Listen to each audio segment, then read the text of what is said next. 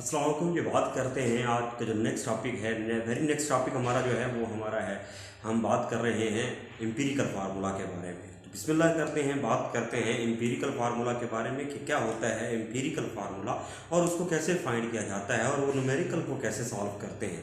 ये बिस्मिल्लाह करते हैं, हमारा जो टॉपिक है वो एम्पिरिकल फार्मूला है। तो बिस्मिल्लाह करेंगे।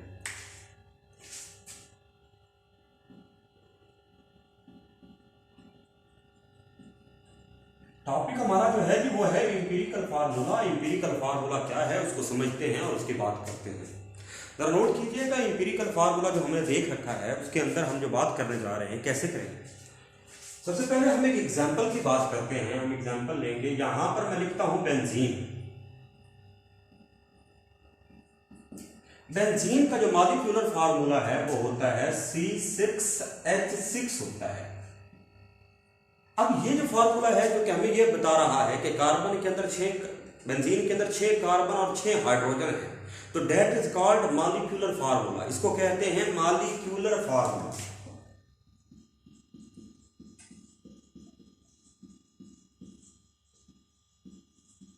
ये मॉलिक्यूलर फार्मूला है। अब जरा नोट कीजिएगा, ये वो फार्मूला है जो कि हमें बताता है कि एक्चुअल नंबर ऑफ एटम किसी भी मॉलिक्यूल के अंदर कितने हैं, जो कि बताता है कि टोटल एटम किसी भी मॉलिक्यूल के अंदर कितने हैं, जो कि यह बताता है कि एग्जैक्ट एटम कितने हैं किसी भी मॉलिक्यूल के अंदर। अब मैं इसको थोड़ा सिंपल करता हूं। ये मेरा बेटा हमारे पास कार्बन और हाइड्रोजन के एलिमेंट के डिफरेंट एटम्स हैं, और यहां पर मैं क्या करता हूं, इधर कार्बन को इधर हाइड्रोजन को लिख लेता हूं। मैं उनकी रेशियो लेता हूं, तो रेशियो में हमें नजर आ रहा है कि 6 कार्बन है और 6 ही क्या है, हाइड्रोजन है। 6 कार्बन और 6 हाइड्रोजन है।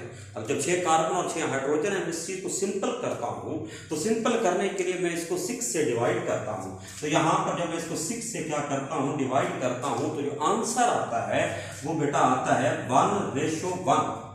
अब 1:1, इससे ज्यादा हम सिंपल नहीं कर सकते। ये सिंपलेस्ट होल एटॉमिक रेशियो है, सिंपलेस्ट होल एटॉमिक रेशियो है, जो कि इन एटम्स के दरमियान में सबसे सिंपल जो रेशियो होगी वो ये है।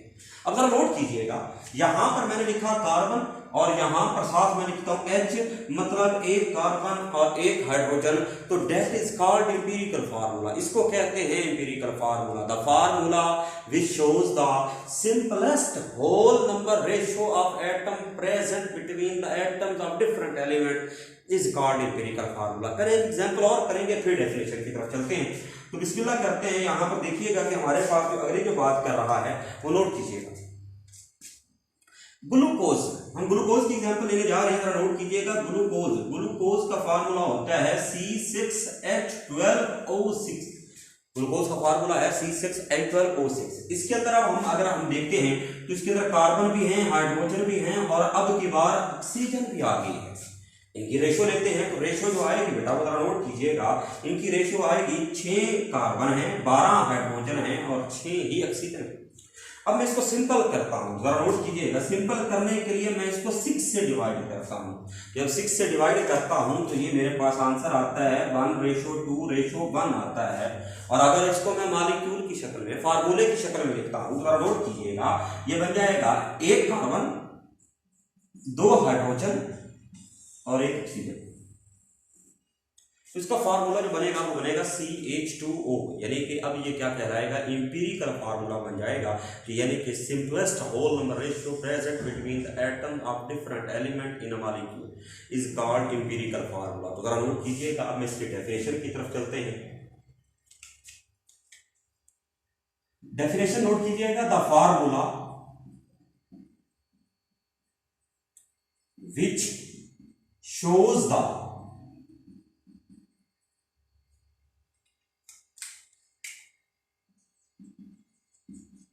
simplest whole atomic number ratio. The formula which shows the simplest whole atomic number ratio किसके दरमियान में, present between atoms of different elements in a molecule जी मोहतरम जरा नोट कीजिएगा, हम इसकी डेफिनेशन की बात कर रहे हैं तो डेफिनेशन में हमने इसको पढ़ लिया। तो आपने देखा कि मैंने पहले दो एग्जांपल्स की बात की और तब हम डेफिनेशन की तरफ गए हैं। तो सबसे पहले आपने जो चीज़ सीखनी है वो ये है कि आप सबसे सिंपलेस्ट होल एटॉमिक रेशियो, जिसको और मजीद सिंपल ना किया जाए, जो सबसे स्मॉलेस्ट होगी, सिंपलेस्ट होगी, हम उसकी बात करेंगे। तो ये वो फार्मूले हैं जो कि शो करते हैं किसको, simplest whole atomic ratio present between the atoms of different element in a molecule को, इसको कहते हैं एम्पिरिकल फार्मूला। तो ये आपका एम्पिरिकल फार्मूला की डेफिनेशन जो शॉर्ट क्वेश्चन था और उसकी दो एग्जांपल्स आपके लिए एमसीक्यूज के तौर पर थी। लेकिन बेटा बात करते हैं कि how can we find empirical formula, determination of. अब हम पढ़ने जा रहे हैं, इसकी फाइंडिंग पढ़ेंगे, इसको डिटर्मिन कैसे करते हैं, आइडेंटिफाई कैसे करते हैं। तो जरा नोट कीजिएगा, हम पढ़ने जा रहे हैं determination of empirical formula. Determination of empirical formula, इसके 4 स्टेप होते हैं,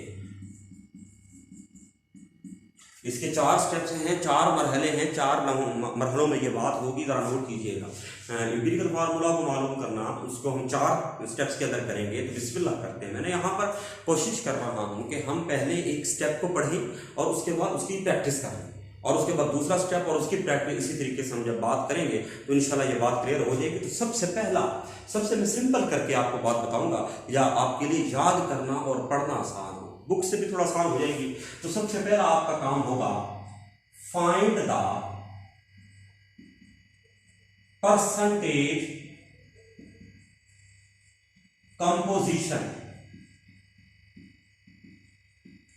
सबसे पहला जो काम आपने करना है वो करना है फाइंड द परसेंटेज कंपोजिशन। आपने कंपोजिशन को क्या कर लेना है, फाइंड करना है और उसको मालूम करना है कि वो क्या है। हम बात कर रहे थे फाइंड द परसेंटेज कंपोजिशन, तो आपने क्या करना है, सबसे पहले कंपोजिशन को फाइंड करना है। इससे वेरी नेक्स्ट जो आपका जो लास्ट टॉपिक था उसके अंदर मैंने आपको समझाया था कि परसेंटेज कैसे मालूम करना है।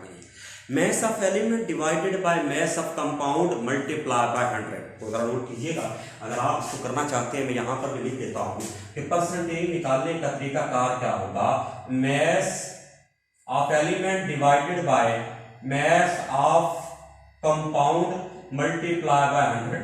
आप उसको 100 से मल्टीप्लाई कर दो।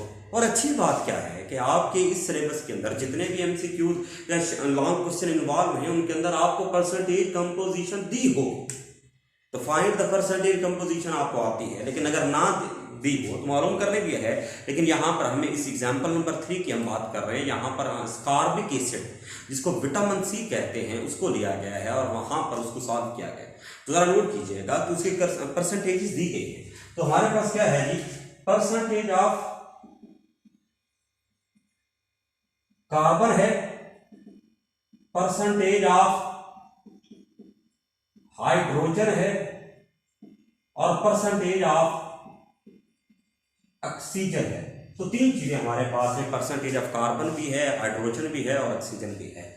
वो कितनी है, 40.92%, 4.58%, 54.56%। लेकिन मोहतरम हमारा काम हो चुका है, पहली एग्जाम्पल के अंदर परसेंटेजेस हमें दी गई थी तो हमने उनको क्या कर दिया है, मालूम कर दिया। ये बिस्मिल्लाह करते हैं, दूसरी चीज को फाइंड करते हैं। तो दूसरा स्टेप क्या है, दूसरा स्टेप ये हमारे पास होगा find the number of moles of element. अब इसको मोल्स भी कहते हैं और ग्राम एटम्स भी कहते हैं। तो मैंने सिंपल आपके लिए कर दिया है कि find the number of moles. मेरा बेटा जरा नोट कीजिएगा, नंबर ऑफ मोल्स का फार्मूला क्या है, ये आपने पढ़ना है, नेक्स्ट पढ़ना है। लेकिन यहाँ पर क्योंकि बात हुई है तो हम इसको कर देते हैं। नंबर ऑफ मोल्स का फार्मूला ऐसे होता है, number of moles is equal to mass divided by atomic mass. यहाँ पर आप इसको कहोगे mass divided by atomic mass. अच्छा, आप सोच रहे होंगे कि सर नंबर ऑफ मोल्स हम कैसे निकालें, मैथ्स तो हमें दिया नहीं हुआ। तो जी मोहतरम, आपको जो परसेंटेजेस दी जाती हैं ये टोटल 100 में से दी जाती हैं। मतलब अगर फॉर एग्जांपल उस चीज़ के 100 ग्राम हो तो उसमें किसके कितने कितने ग्राम होंगे, तो इसका मतलब आपके पास अब मैसेज हैं। यानी कि मैं ये कह सकता हूं mass of carbon, mass of hydrogen mass of oxygen, ये आपके पास है, सिर्फ इतना करें कि उस परसेंटेज जहां पर लिखा हुआ है उस परसेंटेज की जगह ग्राम लिखते हैं। जैसे कि 40.92, तो ये बेटा बन जाएगा 40.92 ग्राम, ये बेटा बन जाएगा 40.92 ग्राम, ये बन जाएगा 4.58 ग्राम, और ये बन जाएगा 54.56 ग्राम। तो आपने क्या करना है कि उसकी जो परसेंटेजेस को था आपने उसकी समझा कि अगर उसके टोटल 100 ग्राम है तो उसमें उसके कितने ग्राम थे, तो हमने परसेंटेजेस को बना दिया। अब हमारे पास मैथ्स भी है, नंबर ऑफ मोल निकालना अब हमारे लिए क्या हो चुका है, आसान हो चुका है। तो बिस्मिल्लाह करते हैं। यहां पर हमारे पास, यहां पर मालूम करेंगे सबसे पहले number of mole of carbon. Number of mole of carbon के लिए हम क्या करेंगे कि उसकी परसेंटेज उसके मैस को ऊपर रख देंगे। तो ये हमारे पास आ जाएगा 40.92, उसको डिवाइड कर देंगे उसकी एटॉमिक मास के साथ जो कि 12 होता है, तो हम डिवाइड कर देंगे 12 के साथ। तो जो जवाब आएगा वो आएगा 3.41 आ जाएगा। तो ये 3.41 जवाब आ जाएगा।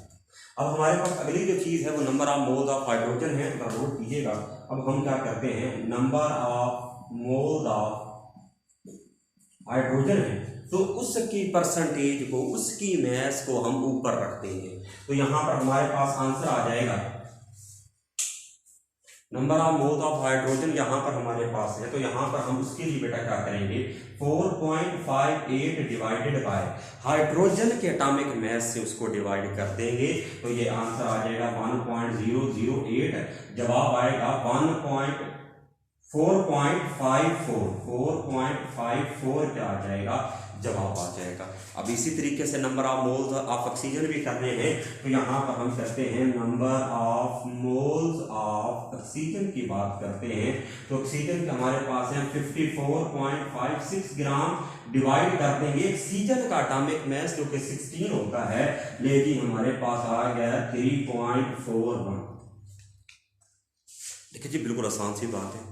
सबसे पहले आपको परसेंटेज कंपोजिशन को मालूम करना है और परसेंटेज कंपोजिशन आपको दी जाए।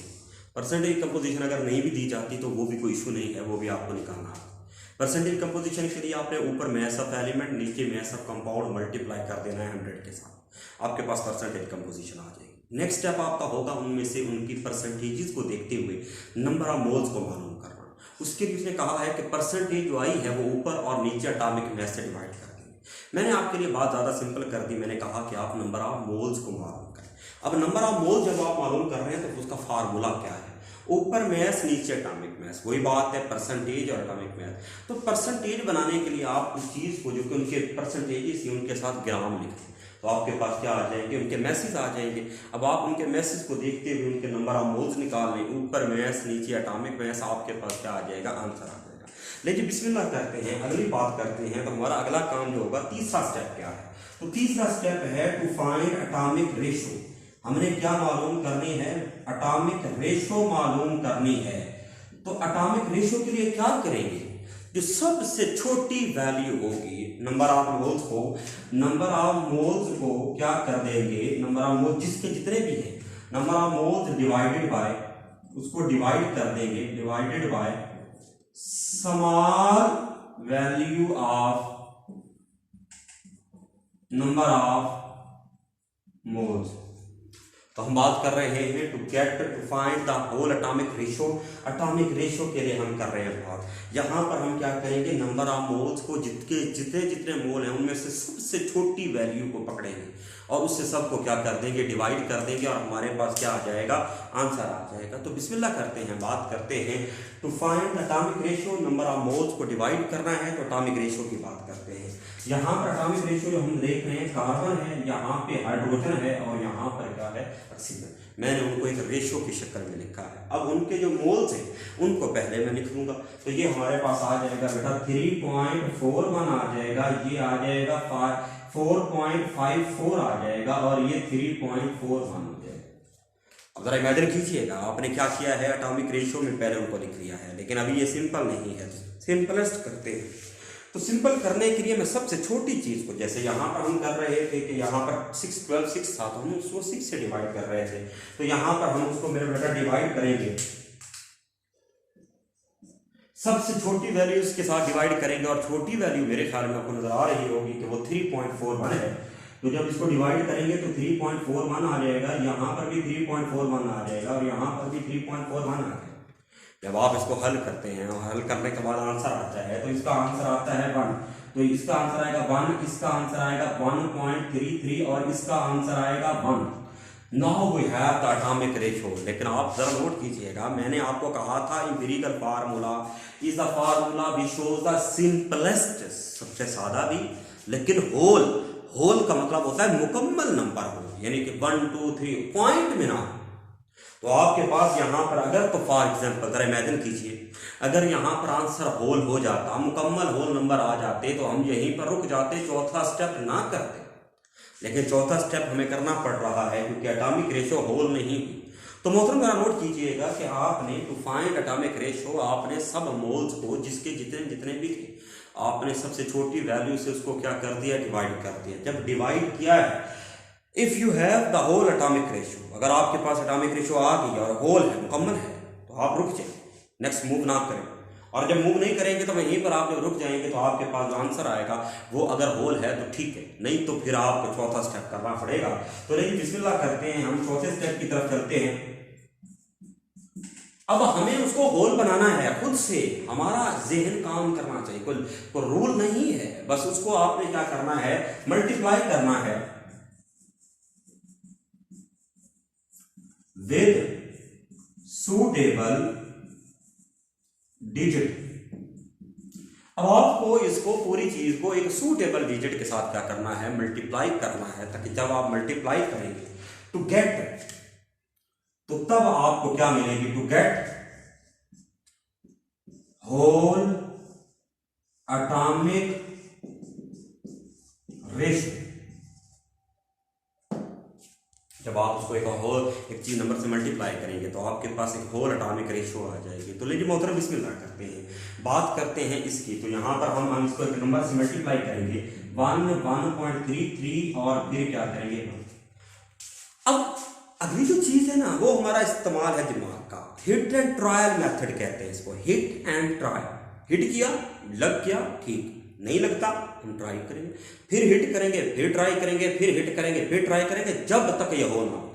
अच्छा, मैं सोचता हूं कि अगर इस वैल्यू को, जो कि ये रेशियो मैंने लिखी है, अगर मैं इसको 1 से मल्टीप्लाई करता हूं, जरा इमेजिन कीजिए, अगर मैं इसको 1 से मल्टीप्लाई करता हूं तो आंसर क्या है, आंसर तो वही रह जाएगा 1:1.33:1। अच्छा, ये तो बात नहीं बनी। तो हम अब इसको मल्टीप्लाई करते हैं 2 के साथ। जब मैं इसको 2 के साथ मल्टीप्लाई करता हूं तो आंसर देखिएगा क्या आता है, 2 आता है, 2.66 आता है और फिर 2 आता है। अच्छा, अभी भी थोड़ा सा बात बनी है लेकिन मुकम्मल होल अभी भी नहीं हुआ, तो इसका मतलब 2 भी कैंसिल हो गया। अच्छा, डील कर रहा है कि 3 से मल्टीप्लाई करते हो, 3 से मल्टीप्लाई करते हैं तो देखिएगा क्या आंसर आता है। जब मैं इसको 3 से मल्टीप्लाई करता हूं तो आंसर आता है 3, पूरी एटॉमिक रेशियो को 3 से मल्टीप्लाई किया तो आंसर है 3। उसके बाद मल्टीप्लाई किया तो हमारे पास आ गया 3 पॉइंट, ये 3 पॉइंट आ जाएगा 99 और यहां पर आ जाएगा 3। अब बात बनती हुई नजर आ रही है। अब जो चीज आई है, जरा इमेजिन करें, तो 1 वाला भी नंबर कैंसिल हो गया, 2 भी कैंसिल हो गया, तो इसका मतलब हमें इसको 3 से मल्टीप्लाई करना है। जब मैं इसको 3 से मल्टीप्लाई करता हूं,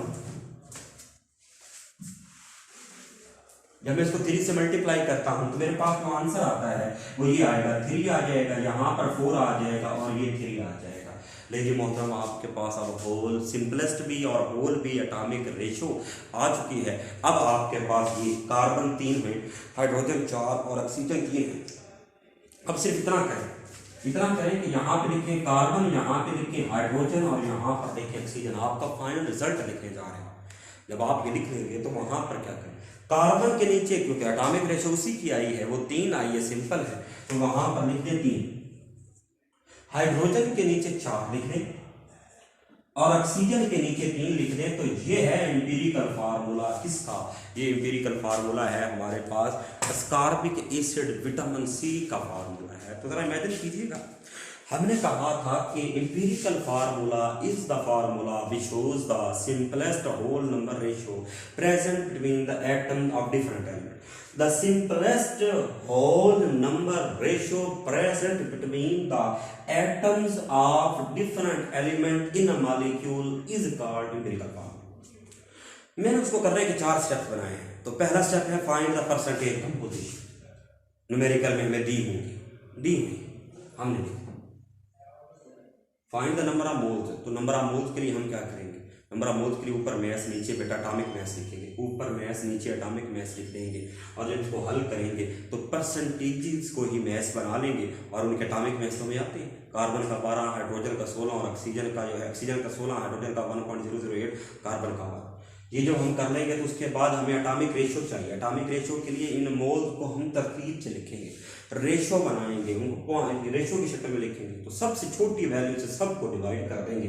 हमारे पास अगर तो आंसर आ गया होल मुकम्मल तो रुक जाएंगे, नहीं तो फिर इसको सूटेबल डिजिट से मल्टीप्लाई करना होगा टू मेक इट होल, इसको मुकम्मल करना होगा। तो यहाँ पर आपके पास ये शॉर्ट क्वेश्चन में एम्पिरिकल फार्मूला, एमसीक्यूज के लिए इसकी एग्जांपल, न्यूमेरिकल के लिए इसका यहाँ पर ये आपने करना है।